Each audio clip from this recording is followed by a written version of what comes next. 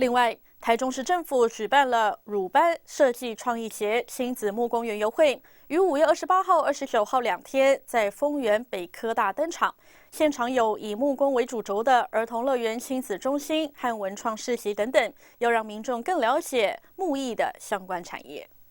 由台中市政府规划的鲁班设计创意节木工亲子园游会，于5月28号、5月29号2天在丰原北科大木创中心登场。记者会上，鲁班来到现代的穿梭剧，逗趣表演，倡导返璞归真的环保生活。这个活动有这么多层的意义，就是说要唤起大家对于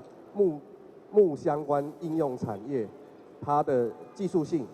它的设计性啊，那希望从这些让新一代的年轻人了解它的重要。丰原木创园区以木工为主轴的儿童乐园亲子中心，有木特展、文创市集及茶屋体验，让参访民众了解木艺相关文化。我们就是会带小朋友一起去参加，因为我觉得这个虽然只有一部分，我相信在当天应该会有很多的东西可以让小朋友体验。